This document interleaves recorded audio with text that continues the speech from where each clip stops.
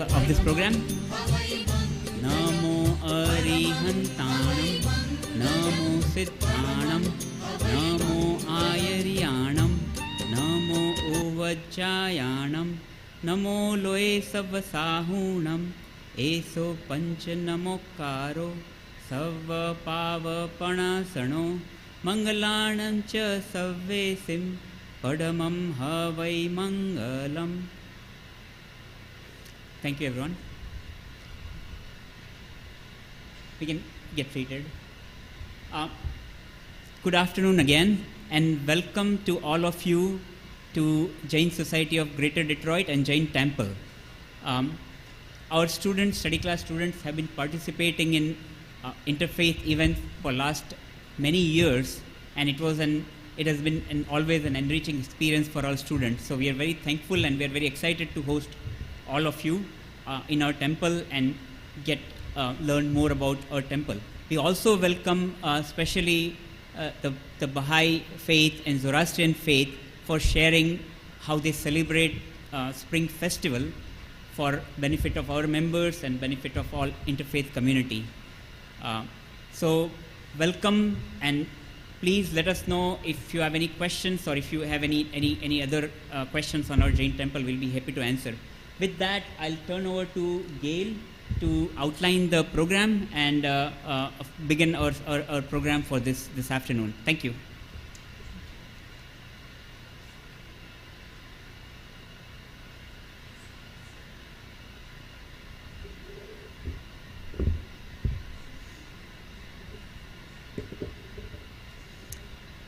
Okay. Welcome to the Spirit of Spring interfaith event here at the Jain Temple. My name is Gail Katz, and I am one of the co-chairs of the Interfaith Leadership Council, or the IFLC as we call it, the Education Committee. Most of the members of the IFLC were founding members of the Interfaith Partners, a group that started after 9/11 happened. In 2010, the Interfaith Partners became their own 501c3. The IFLC, a faith-based civic organization made up of independent, visionary, clerical, and lay leaders of many faiths. The goals of this group are to bring together, encourage, and nurture interfaith groups and networks, to support conciliation between and among religious groups, as well as the community at large, through active conflict resolution, and to promote interfaith education so that the Metro Detroit community can benefit from the synergies that knowledge and understanding can provide, and we can live together in harmony. And that is what the IFLC Education Committee's goal is. We have offered many interfaith panels over the years, topics such as marriage and divorce across faith traditions, birth and coming of age, death and dying, symbols across faith traditions, how religions are dealing with this pandemic, and today a discussion about some of the spring holidays and values interwoven in some of the faith traditions that most of us don't know very much about. We also want to thank Wisdom, Women's Interfaith Solutions for Dialogue and Outreach in Metro Detroit for being a sponsor of this program, and a big, big thank you to the Jain Temple for letting us have this event here today. So let me introduce our panelists.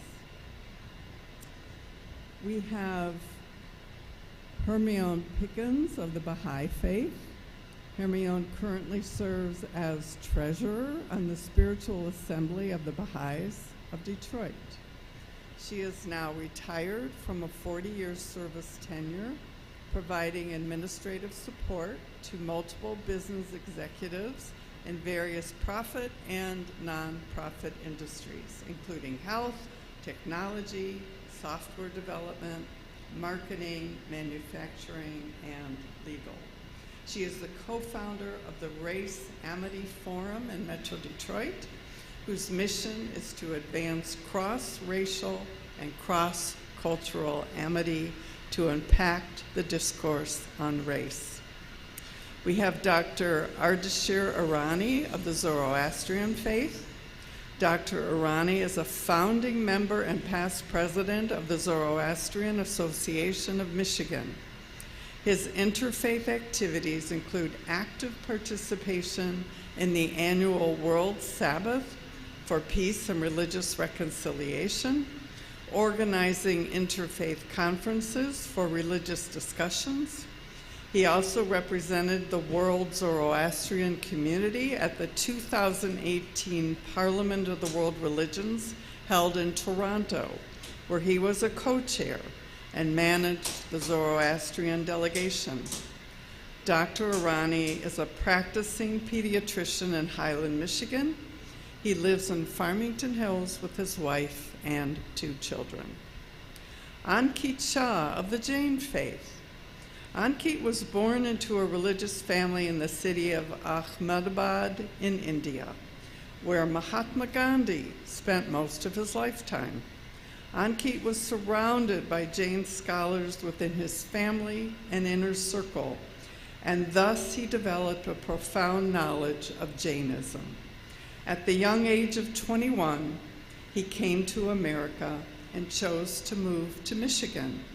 Upon hearing about its rich Jain culture and well-established temple, Ankit has spread his Jain knowledge to students of all ages through the Jain study class.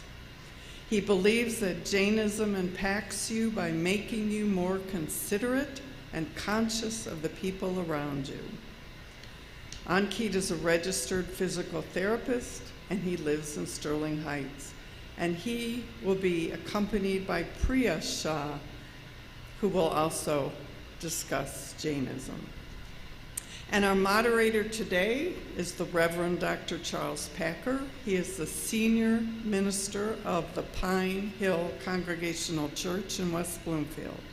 He's also the dean of the Congregational Foundation for Theological Studies of the National Association of Congregational Christian Churches. He's an adjunct professor of the Ecumenical Theological Seminary in Detroit. And Charles is my co-chair of the Interfaith Leadership Council Educational Committee. So I invite all our panelists to come and sit at the table here, please. And Charles, I'm going to turn the panel discussion over to you.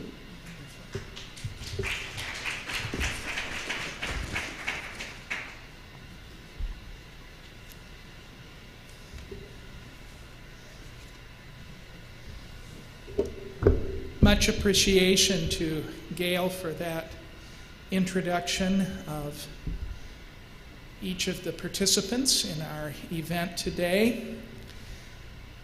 Here in Michigan, spring is often experienced as a slight sliver of a few weeks in between the extremes of winter and summer. In fact, some weeks or even days, Michigan leaves very little room for spring and swings between the poles of winter and summer with no remorse. Most of us generally think of spring, though, as that season of rebirth, of newness, of the earth endeavoring in fecundity and creativity. More than one spiritual writer has reflected on how the spring season witnesses to this generative activity, noting that as with any process that produces life, it is seldom simple and it is not always easy. Spiritual and educational writer Parker J. Palmer writes in his essay, "Spring is mud and miracle. There's a hard truth to be told. Before spring becomes beautiful, it's ugly, nothing but mud and muck. I've walked through early spring fields that will suck the boots off your feet, a world so wet and woeful you yearn for the return of snow and ice. Of course, there's a miracle inside that muddy mess. Those fields are a seedbed for rebirth." I love the fact that the word Humus, the decayed organic matter that feeds the roots of plants, comes from the same word root that gives rise to humility. It's an etymology in which I find forgiveness, blessing, and grace.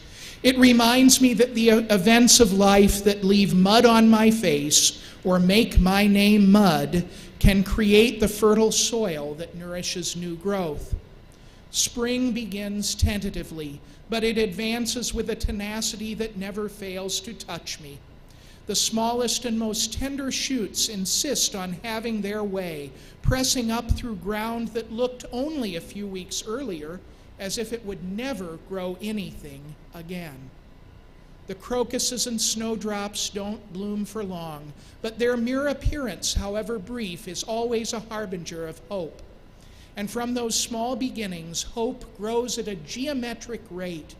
The days get longer, the winds get warmer, and the world grows green again. Spring and its emphasis on regeneration and rebirth makes it a particularly important season for many religious traditions. Of course, in Judaism and Christianity, we have the observances of Passover and Easter, well known to many. And in some years, like this one for Islam, Ramadan occurs during these months. But there are many other communities that honor sacred days in the weeks of spring. Today we will hear from representatives of 3 such traditions. The Baha'i faith finds its origins, and by the way, I've told the speakers that I'm just giving a couple sentences of background for each, and when they get their turn, they can correct everything I get wrong. But the Baha'i faith does find its origins in the Middle East in the 19th century and has several million adherents worldwide. Holding to the unity of all people, Baha'i women and men stand in solidarity with individuals and groups of many other religions and inherently are opposed to racism, sexism, and nationalism. Those of the Jain tradition look to the 6th century before the Common Era in India for their beginnings. A non-theistic religion, they hold to central principles of right belief, right knowledge, and right conduct. While millions of Jains live in India, they are found in a number of other countries as well. The Zoroastrians are also an ancient religion with historical records attesting to their presence in Iran, also in the 6th century before the Common Era, but with an even earlier presence, quite plausible. Based on the teachings of the Iranian-speaking prophet Zoroaster, adherents believe in the struggle between order and chaos and that humanity has a key role in making choices in this conflict. Zoroastrianism is credited with influencing many other later religious and philosophical systems at points in their development.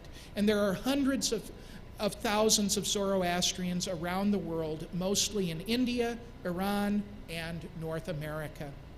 It is our privilege today to come to greater understanding of these traditions and how they express and practice their beliefs, particularly as they celebrate their spring sacred days. At this time, I would like to invite, and I'll invite each of the panelists to come forward to the lectern to share their remarks. And at this time, I would invite Ankit Shah and Priya Shah to share about Jain spring religious traditions.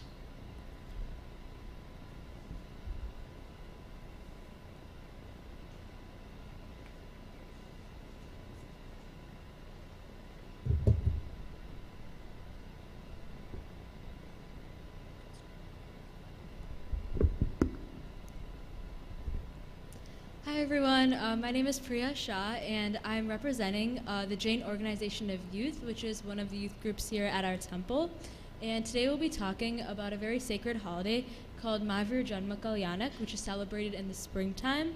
And we'll also be talking a little bit about some concepts of Jainism that we practice here. So to start,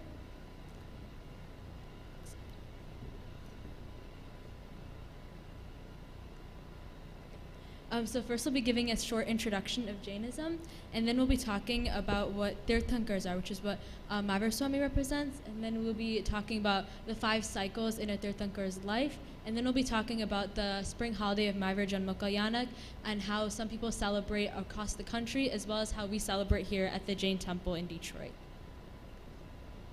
So to start, we'll be giving some basic information about Jainism. So Jainism, as mentioned before, is an ancient religion founded in India, and one of the principles that Jainism is really known for is that it's very based in science, and a lot of the explanations and phenomena that occur in the world can be heavily explained with Jainism. And as mentioned before also, Jainism is a non-theistic religion, and it also does not have a single founder, but rather each era has 24 founders, or what we call Tirthankars, which are figures that we look up to and that aim to represent the highest spirituality level in Jainism. Another strong belief in Jainism is the fact that all our karmas, or actions that we take, result in the cycle of life that each human goes through. And all Jains also believe in the 5 main vows, which are non-violence, which is ahimsa, truth, which is satya, so never speaking any lies, non-stealing, which is known as asatya, celibacy, which is known as brahmacharya, and non-possessiveness, or not being attached to other things, which is known as aparigraha. And to highlight one of the main principles of Jainism, known as anekantvad, or the multiplicity of views, we have a short video to explain that.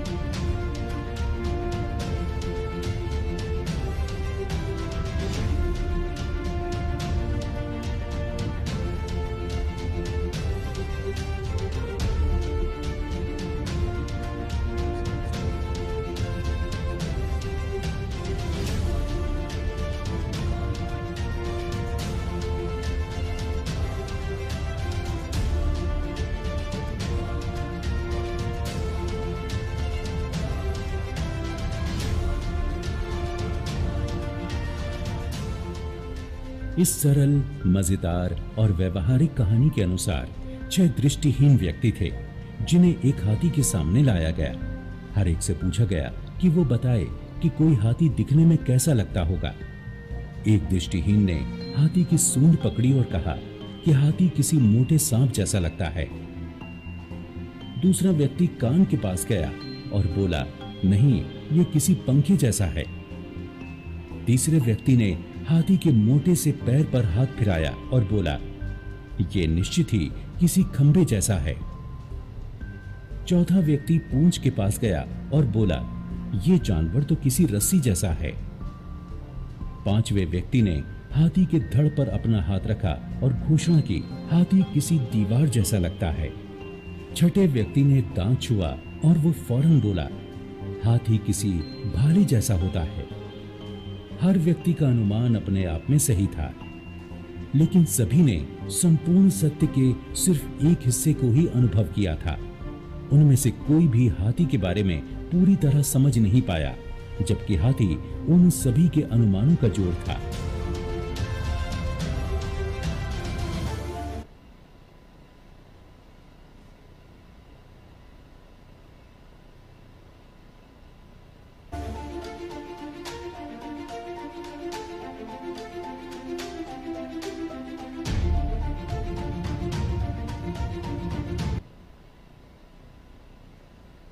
So, as you guys have all seen, the story is said in our national language Hindi, but you can also see the pictures. So basically, the Jainism is all about respecting others' views. So we are celebrating the festival in spring, which is Mahavir Janma Kalyanak, which would be the birth of our leader, religious leader, who has been, 2,500 years ago. He says, according to the story, is if there are 6 blind men, blindness is all about ignorance, right? Not looking at someone else's perspective. You see the same elephant, one is standing at the trunk, looking at the same thing and say, oh, this animal feels like a snake. Okay, there's someone else standing next to the feet of the elephant. They say, oh no, you know what? This animal looks like a big pillar. Another one standing at the body of the elephant and just patting it, saying that, oh, this one looks more like a wall. Someone else standing at the end of the elephant, he's saying that, no, this, because of the tail, it looks more like a rope. Someone all the way in the front touching the tusks of the elephant say, no, this looks more like a spear. And someone sitting on the elephant looking at the ear of the elephant say, oh no, you know what, really this one looks like a fan. All 6 of them have different perspective. Are they right or they are wrong? In one view, they are all wrong. They are blinded. They are not seeing the whole truth, elephant as one animal. But at one perspective, they all are correct. They just describe what they saw, and they are right in their own view. That is what Jainism is all about. That is what our leader, Mahavir Swami, has said, and we are celebrating the birth of him. Let me give it to Priya. So, as mentioned before, Mahavir Swami is one of the 24 Tirthankars, and Tirthankars in Jainism help teach the path to gaining liberation, or the highest level of spirituality in Jainism. And one interesting thing about Tirthankars in Jainism is that they're all normally born as humans, and then they achieve this path through their activities and religious deeds that they do throughout their life. And one other interesting thing about Tirthankars is that anyone can achieve the path to becoming a Tirthankar, which represents one of the principles of equality in Jainism. And also, each age has 24 Tirthankars in Jainism, and Mahavir Swami is the 24th Tirthankar of this era. So I have a question for you guys. As she has said, that this is the religion that gives an equal opportunity, right? If you can come up with any other religion, we would also love to hear it quickly. If someone can come up that they give a chance to anyone who is just not entitled, right? Born in a specific family or because they have vast knowledge. This is the religion that gives a chance to anyone and everyone can become a Tirthankar, means a leader of a faith. As there is not only one, there are 24 on one side in one era, but there are infinite in past and infinite will be in future. So if anyone can come up with something, we would love to hear that.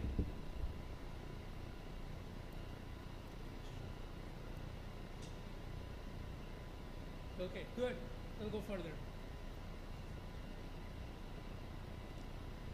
So, as mentioned before, Mahavir Swami is one of the 24 Tirthankars, and just to give some background information about Mahavir Swami, one of his alternate names that others know him by is Vardhaman, and as mentioned before, again, he's the 24th Tirthankar of this era, and as all Tirthankars are normally born into families, Mahavir Swami was actually born in Bihar, India, as a prince to a royal family, and then he achieved the path to becoming a Tirthankar later on in his life. So he spent about 12 years in deep meditation in the forest to find the ultimate truth and practiced many Jain practices there as well. And then he spent the next 30 years of his life teaching Jainism to other people in India and spreading the truth among common people, and gained many of his followers this way.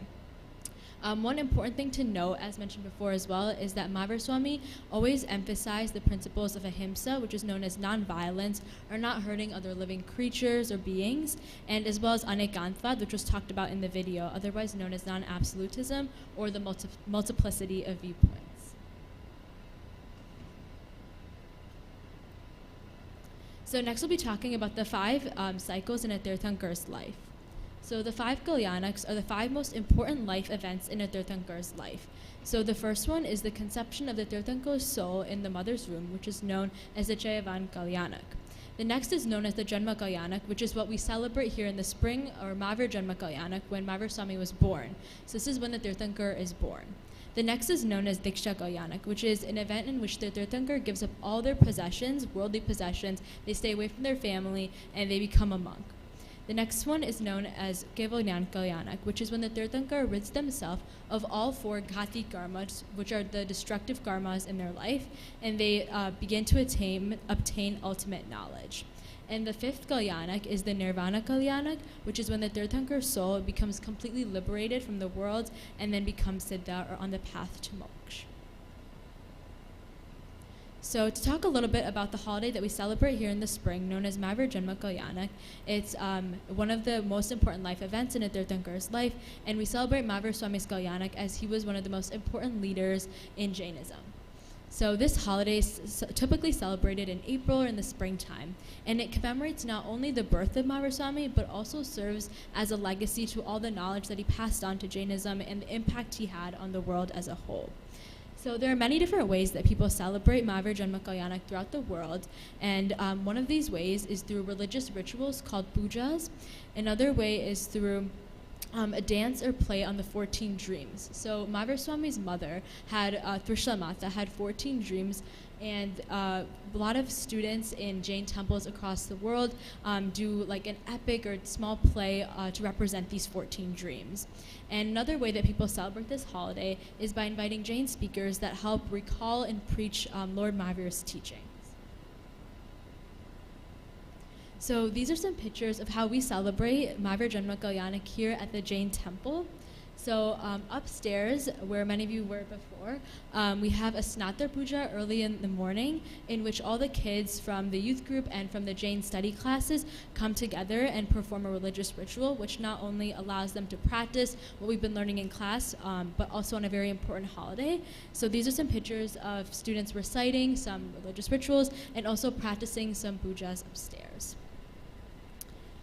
The next picture is some pictures of decorations that we have here during Mahavir Janma Kalyanak.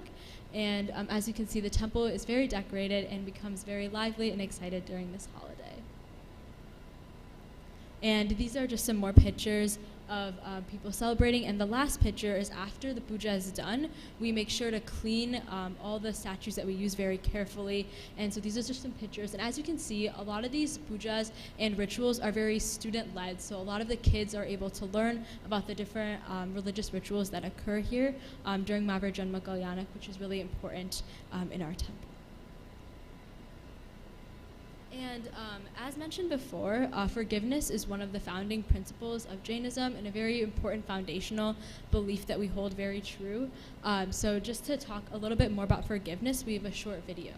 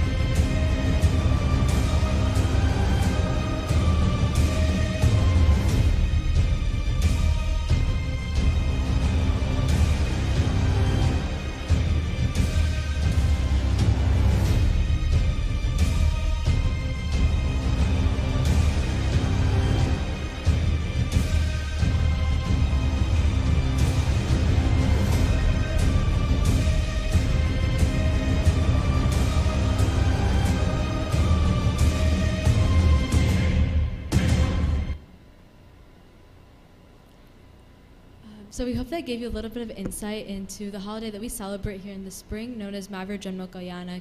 And once again, it's a very important and sacred holiday for all of us here because Mavir Swami preached and taught some of the most important principles, one of them just described in the video, known as forgiveness. And so we really value and emphasize his teachings a lot here in the temple. We apologize if we've said anything that has hurt anyone's feelings or thoughts during this presentation. Michami Dukuram, and thank you for listening.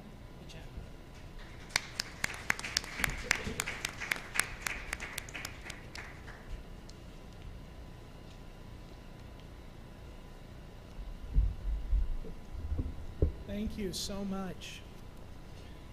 And now I would invite Hermione Pickens from the Baha'i faith to come forward and share about Baha'i religious celebrations in spring.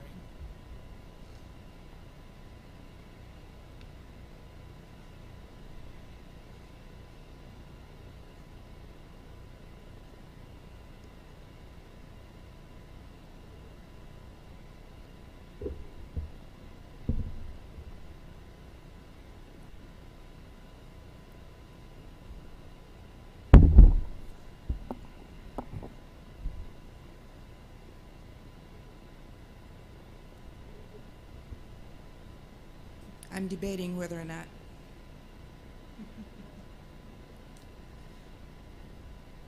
But lest I falter.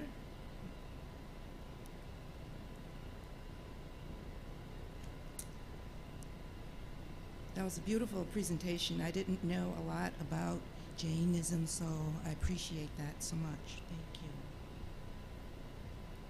So, greetings everyone. My esteemed co-presenters, Madam Chair Gail Katz, etc.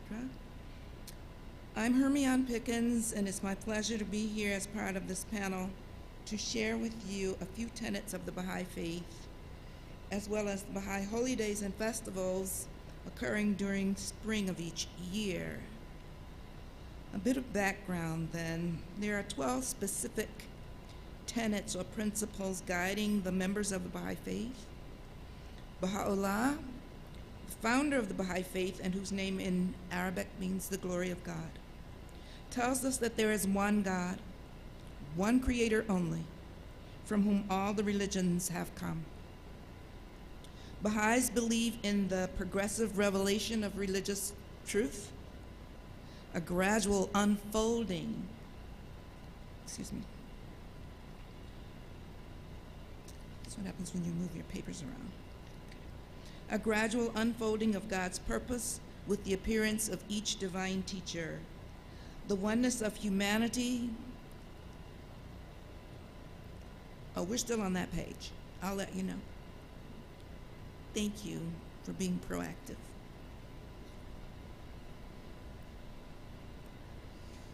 The oneness of humanity and freedom from all forms of prejudice.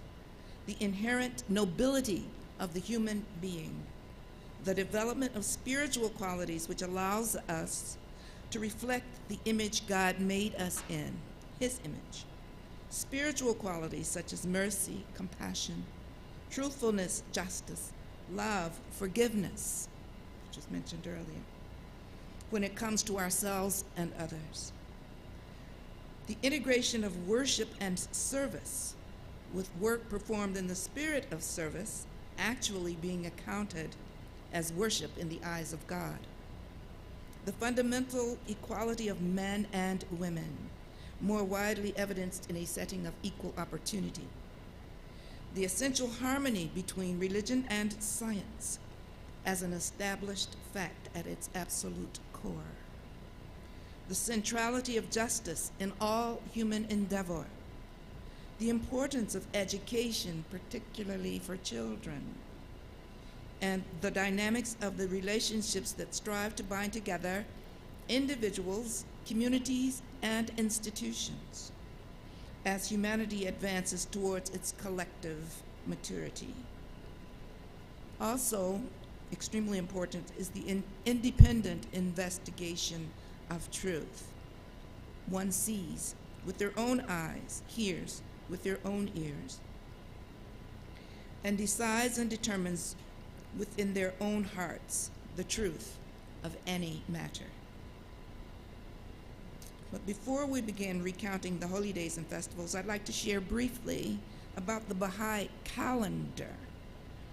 Until less than a decade ago, sunset March 2015, in fact, Baha'is solely utilized the Gregorian and lunar calendars to determine specific calendar anniversaries. The Baha'i calendar of Badi meaning wondrous or unique calendar, it now employs the solar calendar exclusively for that purpose. The Baha'i year begins on the vernal equinox, March 20 or 21st, depending. There are 19 months in the Baha'i year of 19 days each. The Baha'i week begins on Saturday and ends the following Friday, with Friday eventually being set aside as a day of rest in both Eastern and Western countries where the Baha'i faith is practiced. Currently, it's observed only in some Eastern countries. The Baha'i day begins at sunset and ends sunset the following day. Other calendar times of note are 19 years, which equal one Vahid cycle, and 19 Vahid cycles equaling one super cycle of 361 years. Just to note, a given day in the Badi calendar does not necessarily fall on the same day of the Gregorian calendar every year, the way it used to.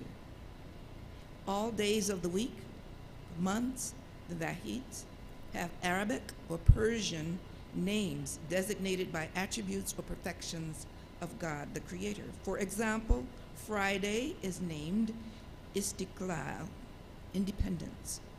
The 8th month is Kamal, perfection. The 14th year is Vahab, bountiful. Now to the holy days. Do I need to click this?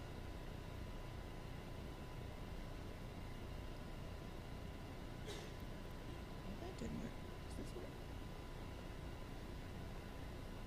Yay, technology. Ayami Ha, the days of Ha.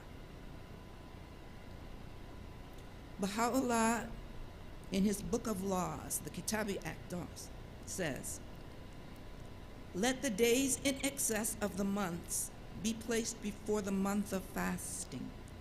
We have ordained that these amid all nights and days shall be the manifestations of the letter Ha, and thus they have not been bounded by the limits of the year or its months.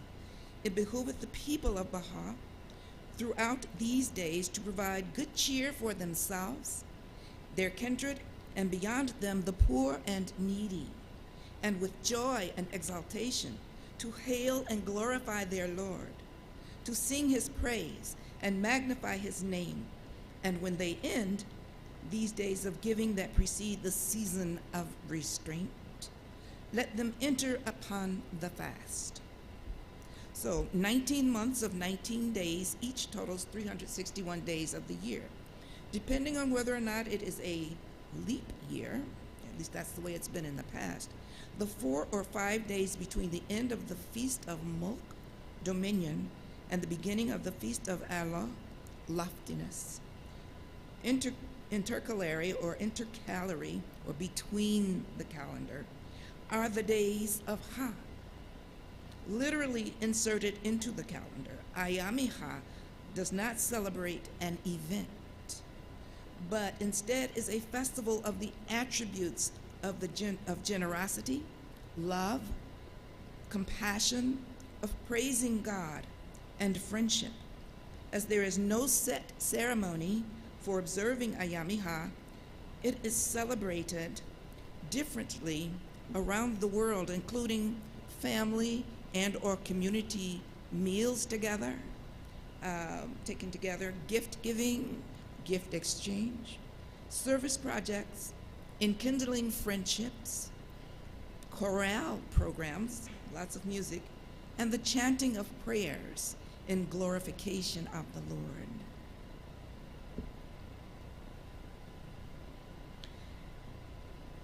Next is the fast, the season of restraint. The Baha'i fast deemed the season of restraint by Baha'u'llah, immediately follows Ayamiha and occurs during the month of Allah, loftiness. It is written, fasting and obligatory prayer constitute the two pillars that sustain the revealed law of God. Baha'u'llah, in one of his tablets, affirms that he has revealed the laws of obligatory prayer and fasting so that through them the believers may draw nigh unto God.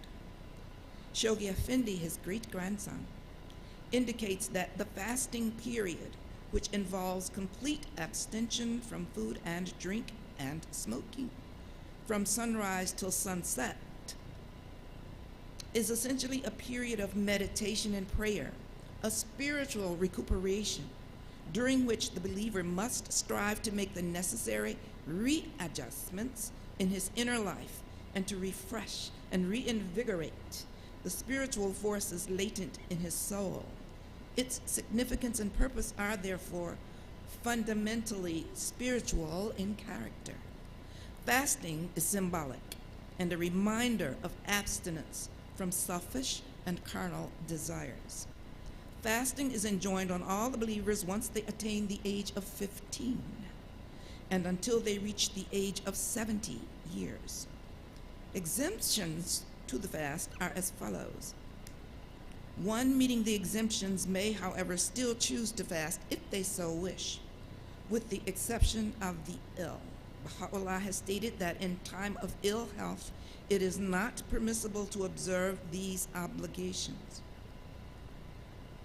The Universal House of Justice, which is the worldwide administrative body governing the Baha'i faith at this time, has counseled the Baha'is that the decision of whether or not to observe an applicable exemption should be made with wisdom, keeping in mind that the exemptions were set down with good reason. So those who are ill are exempt. Those who are younger than 15 or older than 70. Those who are engaged in heavy labor. For them, Baha'u'llah has stated, it is most commendable and fitting to eat with frugality and in private. Women who are pregnant, women who are nursing are exempt. Women who are menstruating exclusively for that purpose.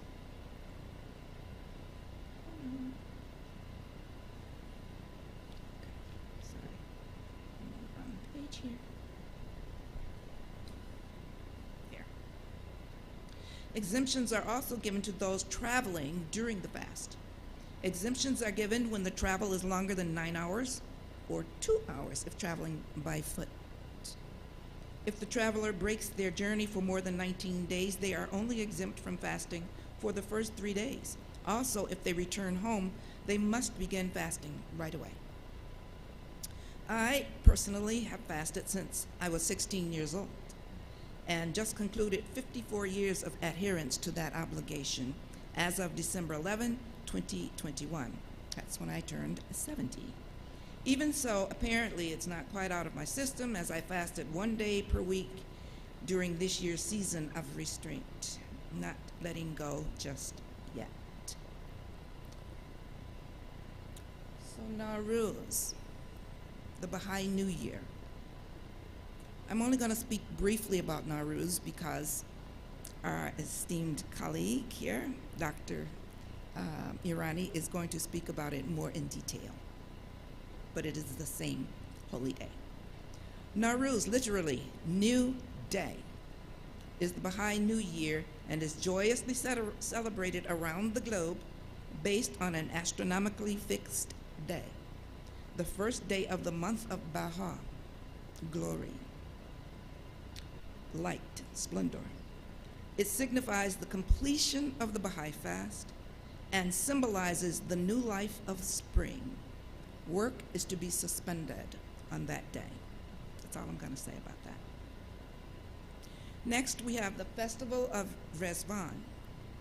The first day of Rizwan, because there are 3 days within the 12-day period that are celebrated as holy days.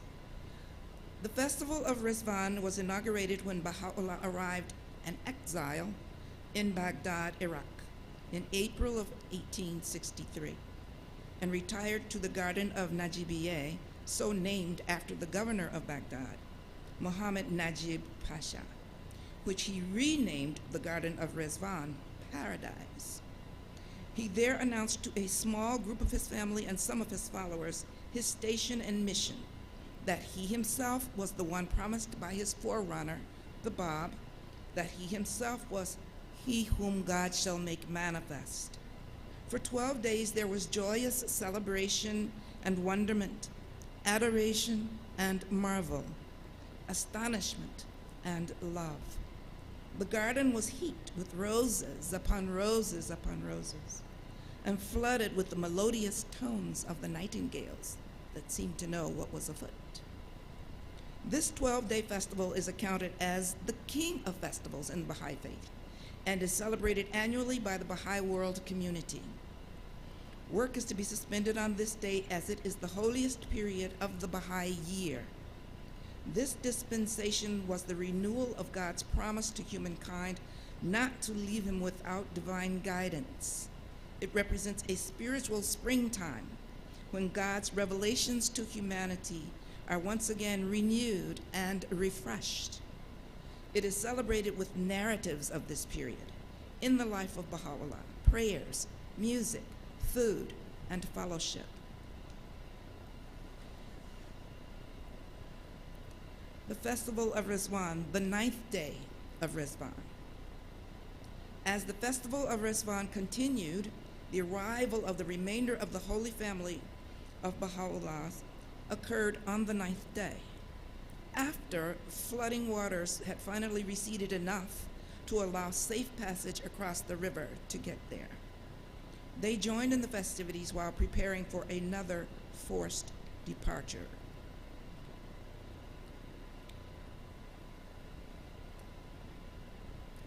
The Festival of Rizwan, the 12th day of Rizwan. Following the passing of the 9th day of Rizwan, the celebration continued unabated, though Baha'u'llah and the Holy Family had been preparing continuously for their imminent departure. He had once again been banished, this time to Constantinople, present-day Istanbul, the largest city and financial center of Turkey. The threat of departure led to deep sorrow and pain for those who would not be accompanying his caravan to Constantinople. The weeping was continuous and such that Baha'u'llah spent much of his time consoling one after another. Abdul-Baha, the eldest son of Baha'u'llah, was sometime later, much later, able to rent a garden space near Akka, Israel, which Baha'u'llah also visited, loved, and referred to as the Rizwan Garden. It is today a place of pilgrimage for Baha'is from around the world. The Declaration of the Bab. The Declaration of the Bab occurred approximately 2 hours after sunset on 23 May 1844, in the presence of one a seeker who had searched far and wide for him. Once found, he recognized the Bab by his gait, meaning the way he walked, and the fact that he was wearing a green turban, the sign of a descendant of the Prophet, His Holiness Muhammad. That evening and the remainder of the night until dawn, Mullah Hussein had the sole privilege to first question, then yield, bow, and submit to the will of God through his promised messenger, Ali Muhammad, the Bab, or Gate of God, and founder of the Babi faith. With a dispensation of only 9 years before the appearance of the next manifestation of God, he hadn't time for ambiguity. Mullah Hussein was immediately charged with going out into the community that next day and finding the 17 other seekers who were searching for the Bab. They would together be known as the 18 Letters of the Living. This holy day is accounted as a twin festival, the Declaration of the Bab, when he first declared who he was, to Mullah Hussein only, with the festival of Rizwan, for which too work is suspended. The Bab is the forerunner to the coming of Baha'u'llah and foretold of his coming.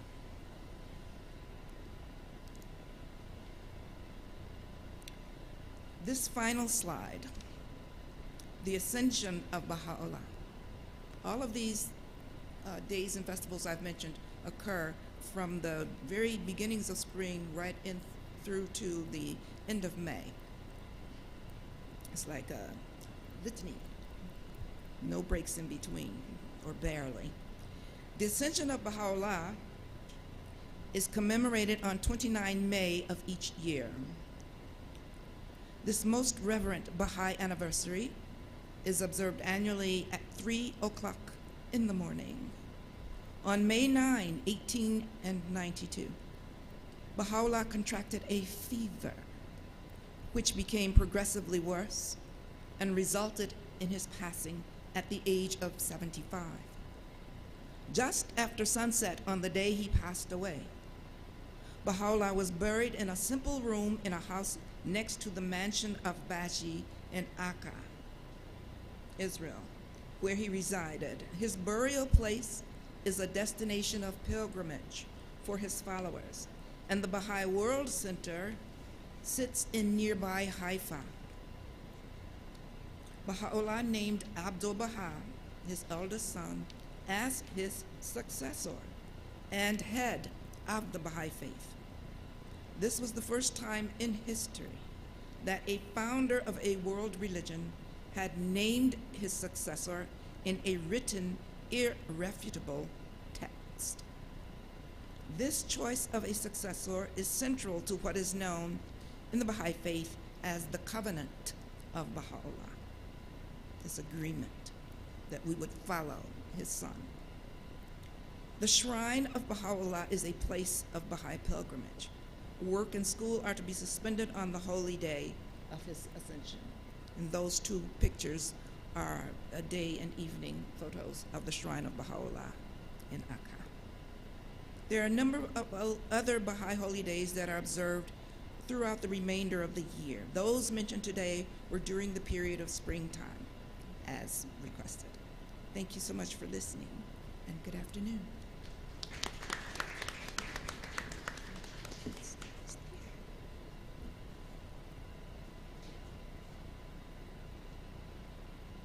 Thank you to Ankit, to Priya, and to Hermione for sharing about the Jain and Baha'i religious traditions in spring. And now I'm privileged to introduce Dr. Ardeshir Irani from the Zoroastrian tradition to speak to us about the spring Zoroastrian festivals. So thank you very much, Dr. Irani.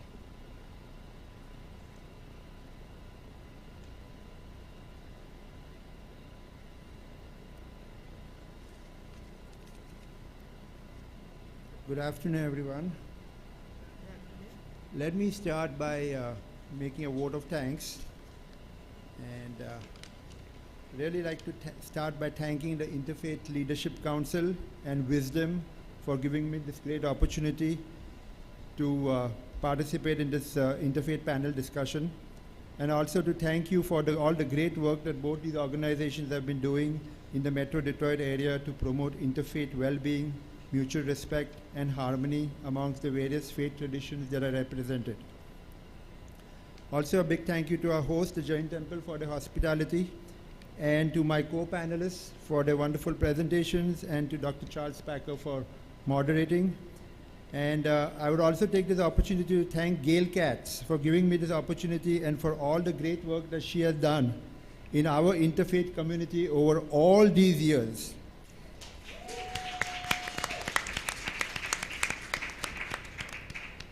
When I tell Gail that she's a great interfaith activist, she always makes it a point to correct me by telling me that she's not an interfaith activist, she's an interfaith addict.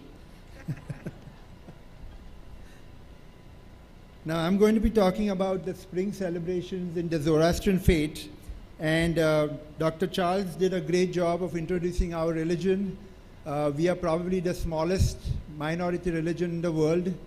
We are about maybe 200 to maybe 250,000 members worldwide. We are scattered across Iran, India, Pakistan, and most of the continents except, I think, Antarctica. So we are in pockets everywhere. The faith goes back many more years. 600 BC, before Common Era, was a common date that scholars use, but now many scholars have actually predated it back to 1500 to 2000 BCE. Somewhere around the start of the Bronze Age, that's what they claim. Zarathustra was born in Iran, and his tenets are enshrined in the holy songs called the Gathas. That is the book that contains all his teachings. Zoroastrianism was the most dominant faith from 500 BCE to 500 ACE and stretched all the way from Greece to India. It is considered one of the oldest monotheistic religions in the world, and the basic tenets of the religion are very simple. It is good thoughts, good words, good deeds, and every human being is a helper of our one and only God, Ahura Mazda, to bring about peace and prosperity in this world. So let me start by talking a little bit about our spring presentations.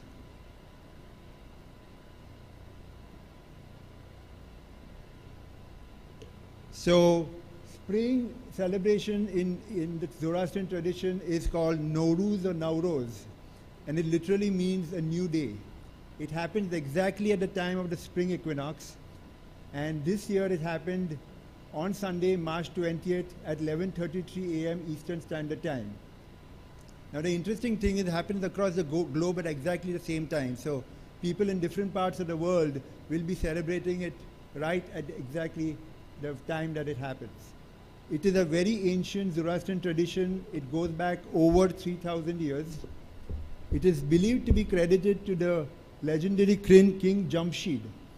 Now there is a story of King Jamshid and the snowstorm, where it is said that he was a king who lived for over 900 years, and he was in close contact with Ahura Mazda, and he had a premonition that the entire world was going to be blanketed in a thick layer of snow that would be destroying all life.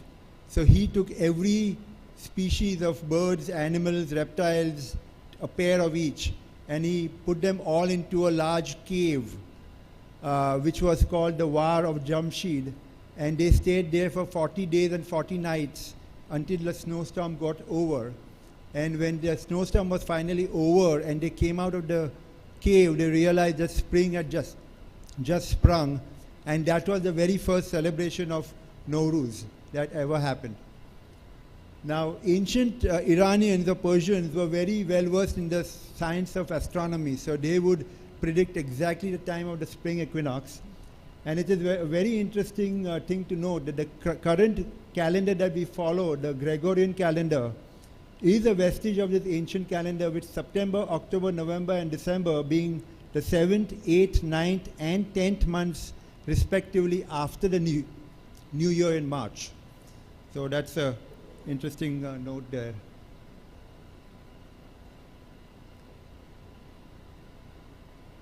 Oops, sorry.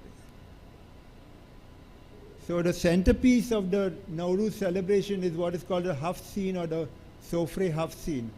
It is a table with 7 S's, which are Sabze, which is the growing sprouts of wheat symbolizing rebirth; Samanu, which is a sweet creamy pudding symbolizing rejuvenation; Seeb, which is an apple representing health and beauty; Senjed, which is a sweet dry fruit of the lotus trees representing love; Seer, or garlic for health; Sumag or sumac berries; and Sharab, wine or Serke, vinegar for maturity. There are also other items on the table which all begin with an S, that is Sheer, which is milk; Sharbat, which is a sweet drink; Shirini, which is candy; Shekar, which is sugar; and Shisha, which is a mirror. Other items on the table are coins for prosperity, painted eggs for fertility. Now it's very interesting that Nowruz also happens around the time of Easter, and there is a commonality with painted eggs, which is a tradition that has been passed down. A Seville orange in a bowl representing Earth floating in space, goldfish in a bowl symbolizing life, a mirror to reflect on the past, a flask of rose water, an oil lamp for illumination, a candle for every child in the family, a pot of flowering hyacinth or any other flowers that bloom during the spring. It could be tulips or even daffodils. A copy of the holy book, which is the Avesta, and a picture of Prophet Zarathustra. Now this is a picture of one of the Nowruz tables where you can see some of the items that are laid out.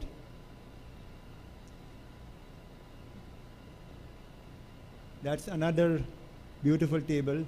Now you'll see that each and every table is very unique.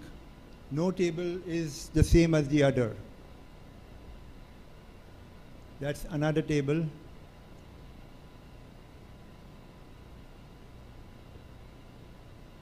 And that's yet another table of Nowruz.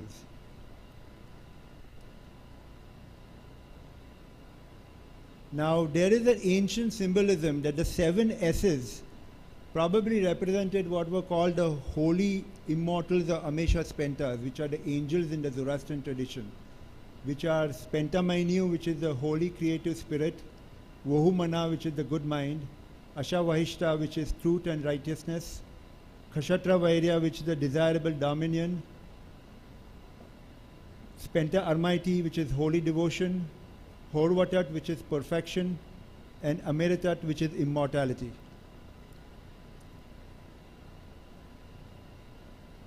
Now festivities start much before Nowruz. All families do a thorough spring cleaning, also called Khane Tekane, which literally means shaking the house down.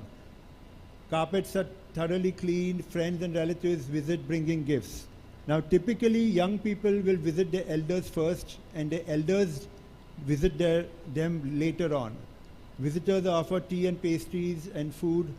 Many Iranians throw large Nowruz parties as a way of dealing with the long distances between groups of friends and family.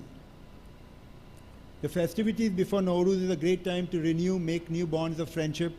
It is also a time to make up for differences and misunderstandings, to forgive and to forget. It is a time to make a new start. As they say, let bygones be bygones and let's move on.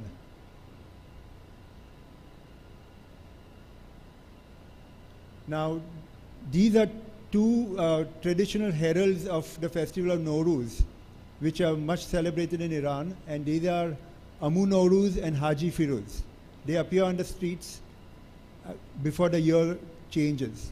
And Amu Nowruz brings gifts for children, and he's quite like the Santa Claus of spring. And he is an elderly silver-haired man with a long beard, carrying a walking stick, wearing a felt hat with a long coat of blue canvas. And Haji Firuz is a character whose face and hands are covered with soot, and he's clad in bright red clothes and a felt hat, and he is usually the companion of Amu Nowruz, and he is seen dancing through the streets while singing and playing the tambourine. In the traditional songs, he introduces himself as a serf, trying to cheer people whom he refers to as his lords.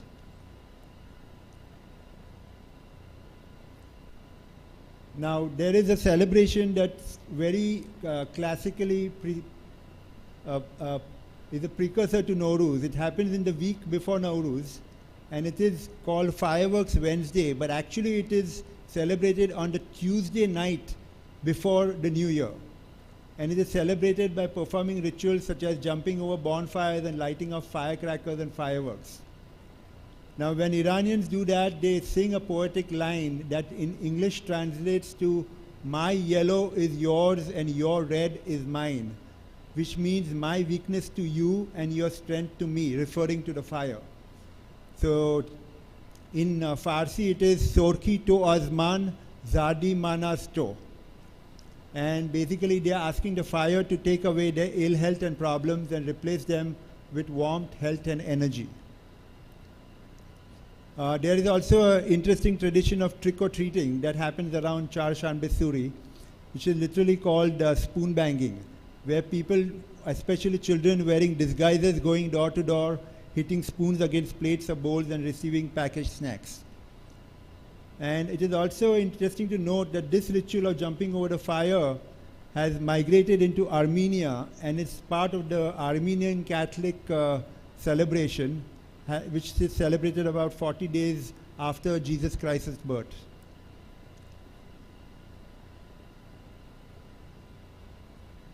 So this is a photograph of Charshanbe Suri and how it is celebrated.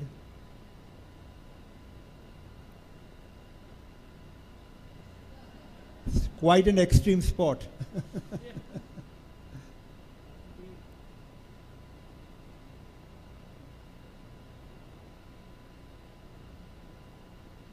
Does anybody recognize this gentleman? He's the last Shah of Iran, Reza Shah Pahlavi. Yeah.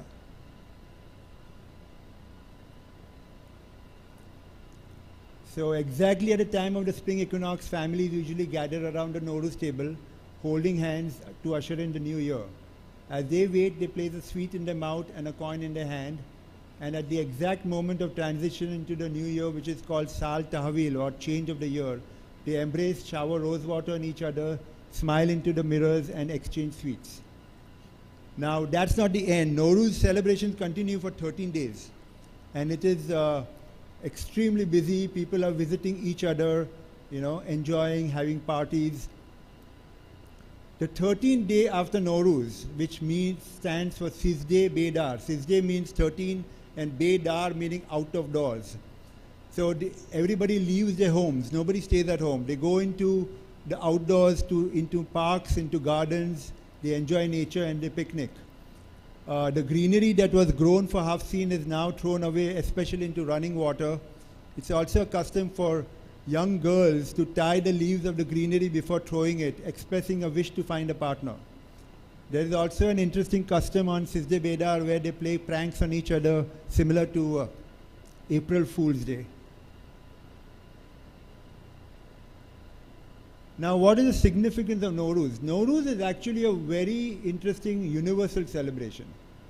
There are many ethnic groups of people across the Black Sea Basin, the Balkans, South Caucasus, Western Asia, Central and Southern Asia, and the Iranian people worldwide. This is a whole list of countries where it is celebrated: Afghanistan, Albania, Azerbaijan, Georgia, Iran, Iraqi Kurdistan, Kazakhstan, Kosovo, Kyrgyzstan, Mongolia, Tajikistan, Turkmenistan, and Uzbekistan. It is also celebrated by Kurds in Iraq and Turkey, as well as Iranis, Shias, Parsis in the Indian subcontinent and the diaspora. It is also celebrated by large Indian communities in the Americas and in Europe, especially LA, Phoenix, Toronto, Cologne, and London. Also, Nowruz is a great interfaith experiment. It is really a secular holiday celebrated by people of different faith backgrounds. It is truly a successful celebration of interfaith well-being. Now, here I have quoted what an Iranian Jewish author wrote. His name is Aylin Gabai Zarek. He said that although Nowruz is not a Jewish holiday, it always coincides with Judaism's spring holidays, namely Purim and Passover. And of course, the Passover celebration would get intermingled with Nowruz cleaning. In Persian Jewish circles, many families place a holy book on the Hafsin table, and in our family, we've always had a Siddur, which is a Jewish prayer book, and a Tehillim, which is a book of Psalms, to remind us that although we participated in a holiday in a foreign land, we were Jewish first and foremost. On March 20, 2002, the state of Michigan recognized Nowruz as Iranian American Day. The United Nations officially recognized International Day of Nowruz with the adoption of the resolution in February 2010. And March 15, 2010, the United States House of Representatives passed the Nowruz resolution, recognizing it as a cultural and historical celebration. And that's the Nowruz table at the White House with President Joe Biden and First Lady Jill Biden. Thank you very much.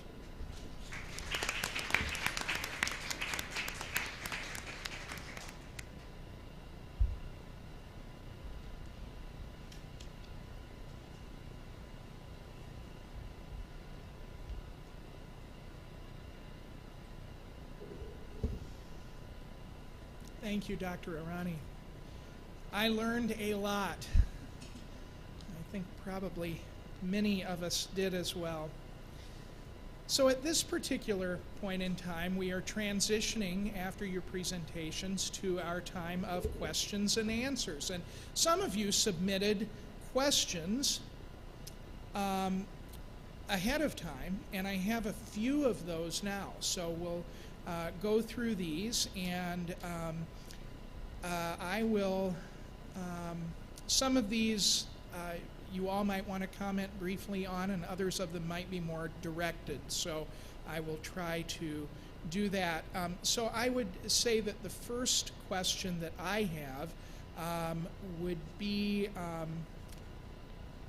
directed to Mr. Shaw. What are the differences between a Jain and a Hindu? I would say, hello. I would say basically Hinduism is an ancient religion. They both started in India. But if you see, technically Jainism has been beyond the time of Tirthankar Mahavir Swami. It has basically, it is since infinite time, and according to the Jain mythology, it will be for infinite future, because Mahavir Swami was 24th Tirthankar, while there was also the first one, Rishabdev, who was the first founder of Jainism in this era. That is first difference. Second difference, in Jainism, they say that do not harm by your thoughts, by your speech, and by your deeds, up to an ultimate extent, up to an altruism. If you see our monks, they do not use electricity, they walk by feet, do not wear any shoes. This is basically in India, not here. They wear complete white clothes. So there are some subtle difference.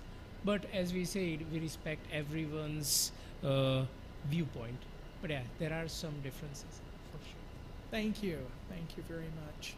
So this one, any or all of you can answer with regard to, I'm going to preface this here with regard to the holidays that you mentioned, the celebrations. Are there any, is there any important clothing that you must wear?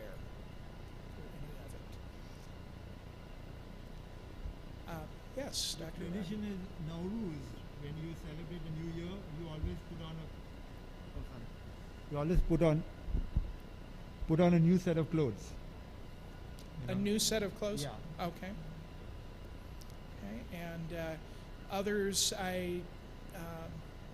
nothing from the Baha'i tradition, anything from Jain tradition? Yeah, probably in the spring festival, we will use the traditional clothes, but there is nothing very, very specific. Okay. Just traditional clothes Great. that promote the culture, right? Sure. Thank you. Thank you for those clarifications. And so this one is directed again toward Ankit Shah and the Jain tradition. Are children an important part of the celebration of spring for Jain individuals? And then another question, the elderly. So, can you repeat the question? The last part, please. Are children, and I'm going to add, are children or the elderly, or the elderly, an important part of the celebration of spring for Jain individuals? Yes. So, if you have seen those pictures, all those celebrations, everyone is together, but we do promote the kids to participate. All the elderly are the guides, but the children are the one who lead the celebrations. And as you have seen, though I was here, but I said that, okay, Priya, she was one of the very bright from the Joy group. She's the one who led the presentation. So yeah, otherwise it's everyone together. Everyone together, all generations. Yes, That's all wonderful. generations. That brings, that builds the bridges and build the bonding. Right, right. Very, very good. And this is open to all. any or all, is celebrating the spring holidays considered a time of worship, reflection, or praising nature? So I read into that question a focus on nature, and I think I heard a little bit of that in your presentations. But anything more that anyone wants to say in response to that particular question? Hermione, I don't know if you have. Well, I don't know about nature specifically. It is a time, though, of renewal, and we do know that, quote unquote, nature comes to life during those times, and we focus on those as guideposts, so to speak, to think about, you know, any changes that we might want to make in our lives, in our families' lives, in our communities. You're inspired by the newness, the growth, little sprouts that you see. That gives us inspiration to want to continue and want to make change and focus on those kinds of things. So I would say yes, not necessarily, quote unquote, going out into nature per se, although that could easily be a part of it. But yes, that focus is there. Thank you. Thank you. Any responses from the Jain or Zoroastrian perspectives? Zoroastrianism is very closely connected to nature. So we always believe never to pollute your environment, always take care of living things. And Nowruz, as you see, is a springtime celebration, and the centerpiece of the table is growing sprouts, flowering hyacinth, goldfish in a bowl. So basically it's a celebration of rejuvenation of life, so I mean that is the main focus of the celebration, and that's how it's always been celebrated for centuries. Wonderful. Thank you. In particular, I would say that spring is celebration of life, right? After long, dark winter, it's a celebration of life. And so does it's a celebration of the birth of our leader, that is our God, that is Mahavir Swami Bhagwan. So yes, I would correlate it that way, that it is also the celebration of birth, which is also in the nature celebration of birth of the vegetation. Wonderful. Wonderful. Thank you. And then the last question that's been pre-submitted to us, and I'm going to interpret here, how can your community, and I'm thinking not necessarily your religious community, but the wider community, how can your community better support you in your religious holiday observances? And that's open to any or all of you. I'll let any of you who want to address that. Could you just repeat the question? Sure. How can your community better support you in your religious holiday observances?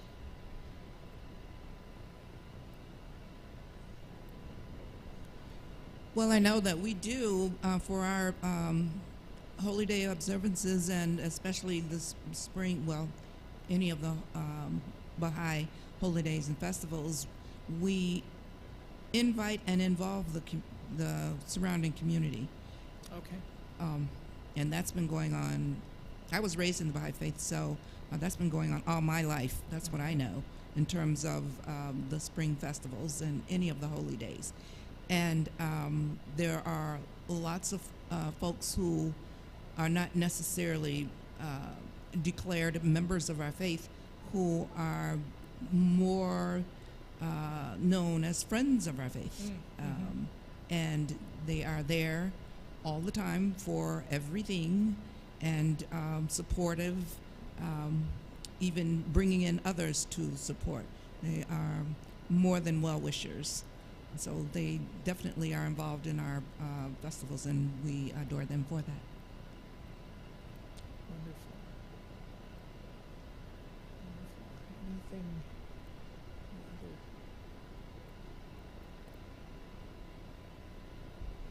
Thoughts? I want to be mindful of time, but we do have time for questions from the wider audience now at this point. Those of you who have heard, the gentleman in the back.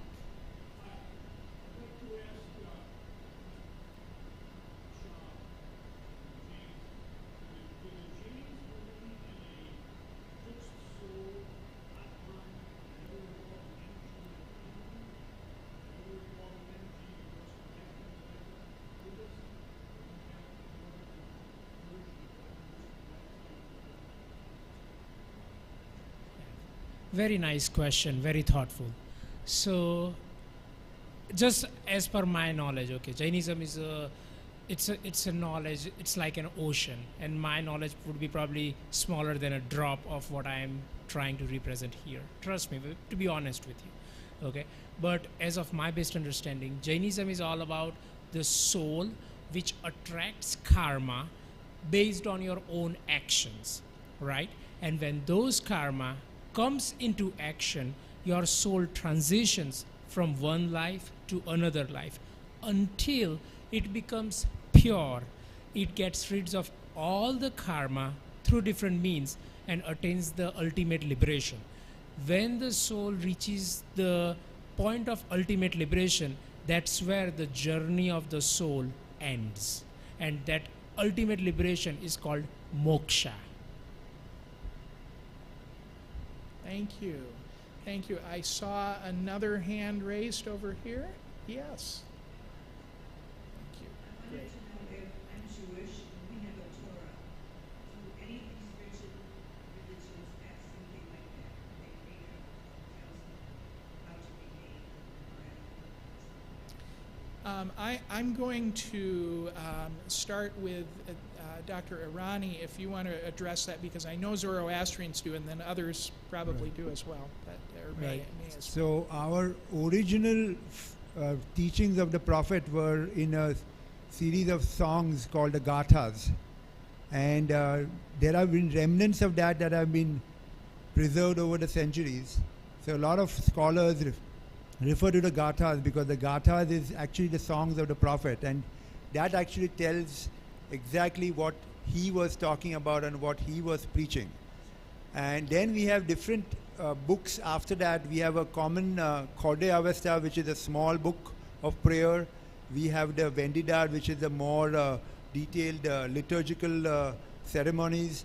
And then we have the Dinkard, which is actually a more philosophical set of writings. So we do not have one book code of conduct, but I guess everything is kind of scattered across the literature. So people pick and choose from wherever they want. Others? Sure. In the Baha'i faith, the founder of the Baha'i faith penned more than 100 volumes. Chief among them is Book of Laws, the Kitabi Akdas, which was referenced in my presentation, and the Kitabi Igan, the Book of Certitude, which explains in great detail about all of the prophets and manifestations of God who have come thus far to us, and in succession, and how they are recognized, among other things. There are lots of books. Even with all of the material that has been translated worldwide into every possible language, the majority of what Baha'u'llah wrote is embedded in the side of Mount Carmel, where it will remain until it is time to be revealed to future generations. We have on hand what we need for now. So for Jainism, I can say that we have so much knowledge, which is spreaded across lot of scriptures. One of the most prominent scripture is called Agam, which is, a lot of it is there, but there is far more than that. But you know what? The beauty of Jainism that I would like to highlight here is just based on the 5 vows that the young lady has mentioned, which is by your actions, by your thoughts, or by speech. Just 5 simple vows. Do not hurt anyone. Do not steal.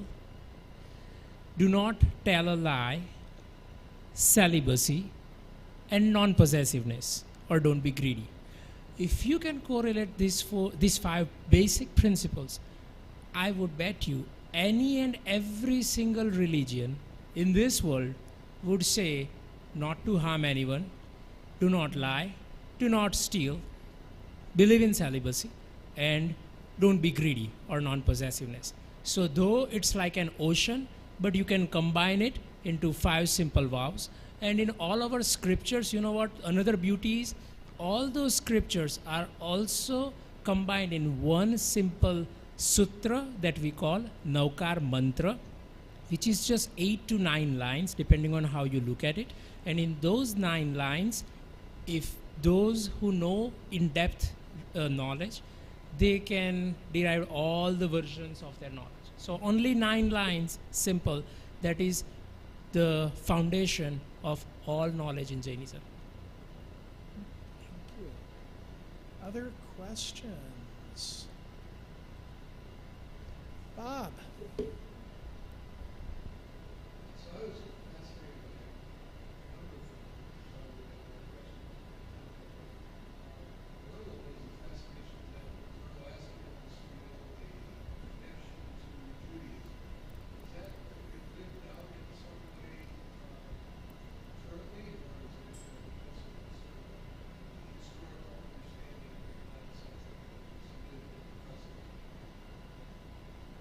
Can you repeat that question, sorry?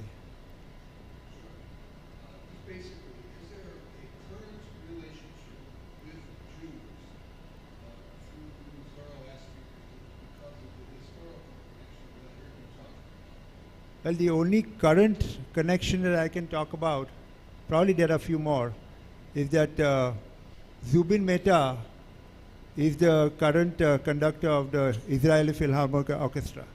And he's a Zoroastrian born in Mumbai. But I'm sure there are many more.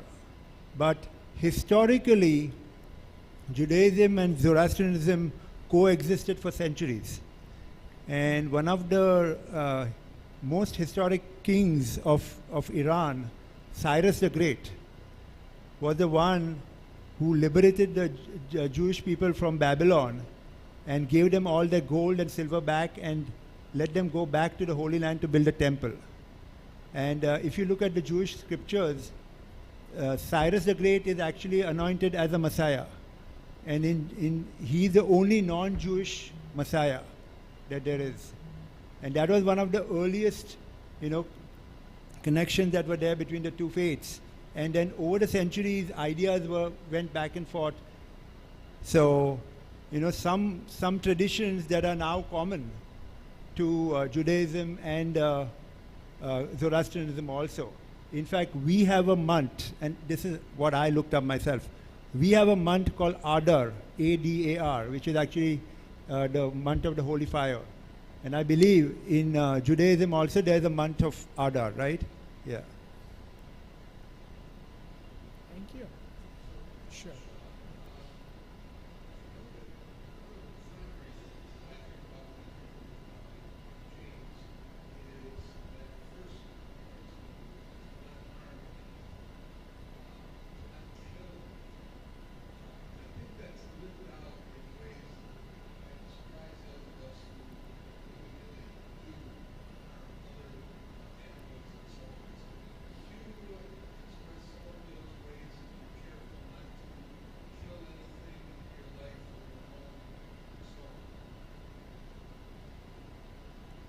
Yes, very good question.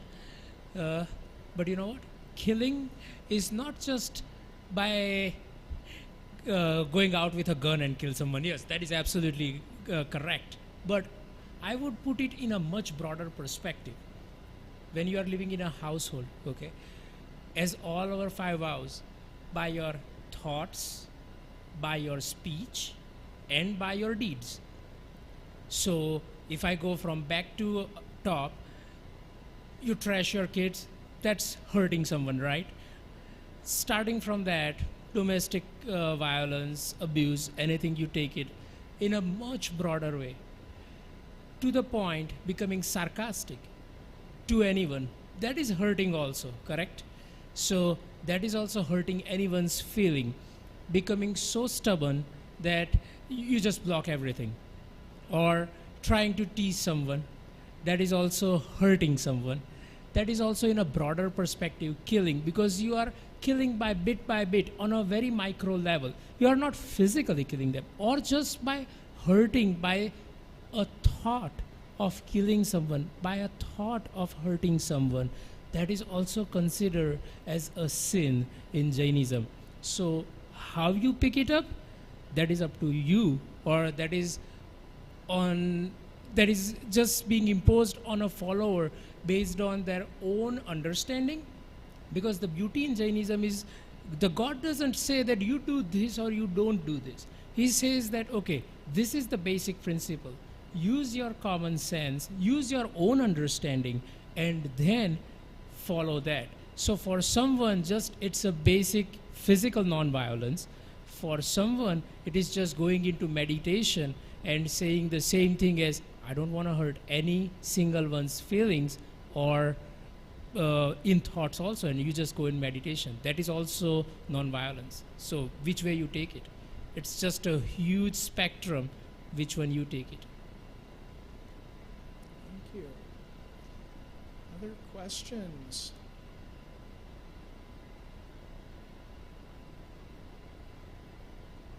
Is anything coming in from the online viewers at all?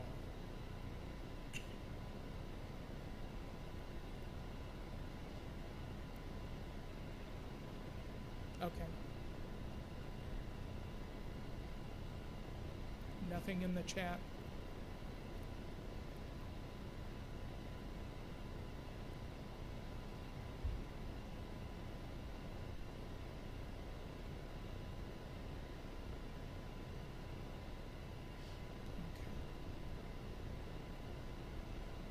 Any final thoughts or words that our presenters want to share with us before we close? You've given us a lot of valuable, helpful information. Well, I'm happy that I was invited to come and share, but I'm also happy that I was able to learn quite a bit regarding the other two faiths, and see the commonalities really across all faiths, because they all come from God. And it was just a great pleasure being here. There's a lot more, obviously, that all of us could share, but I appreciate being able to come. It's my honor. Thank you. Well, thank you for sharing. Absolutely got a lot out of it. Yes, absolutely.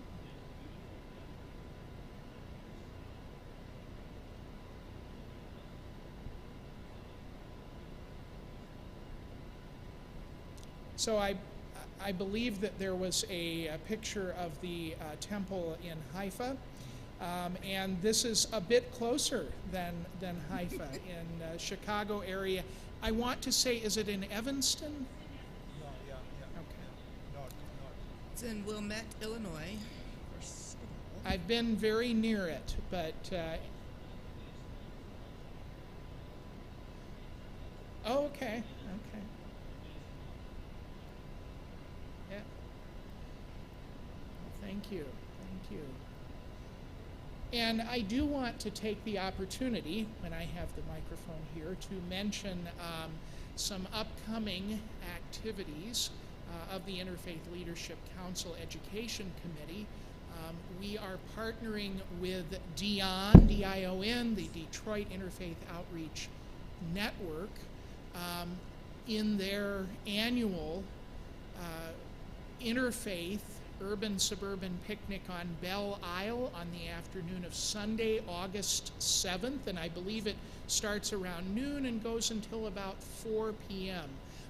And this is the first time that they've been able to be in person. I mean, we've heard that before. The first time we've been able to be in person for about 3 years. And there won't be the usual spread if anyone has been there. They're not encouraging folks to bring food from outside. There will be some items, but they can bring food from outside not to share with the masses, but for them or their small group that come with them. So we're going to try to keep very safe still in this outdoor event. But there will be drumming, and there will be music, and there will be some bingo and some other activities, a worship, an interfaith worship experience about 2 p.m. in the afternoon. So all are encouraged to attend.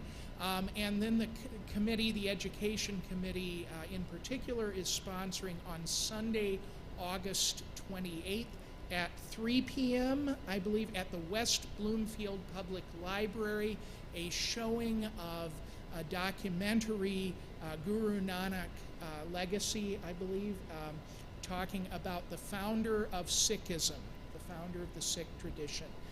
So that will be a great event, and there will be discussion following that. So please do mark your calendars for those events, and also keep listening for other Interfaith Leadership Council events. Hopefully we've captured your information if we didn't already have it, and you can get as much as you want or as little as you want of notices from the Interfaith Leadership Council. And just to keep watch on our Community Values Project that is ongoing. Gail.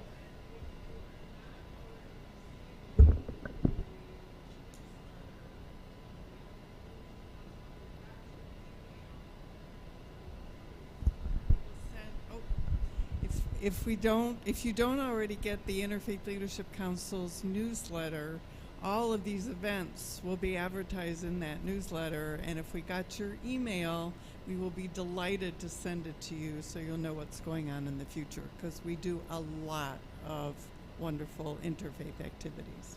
Okay? I again want to thank profusely Gail and the committee for putting this together, the Jain Temple for hosting us, and for those who came early, I just learned so much from the tour that we took. And thank you so much to our panelists and presenters, Ms. Pickens and Dr. Irani and Mr. Shaw. Thank you, and Priya Shah as well. Thank you to all of them.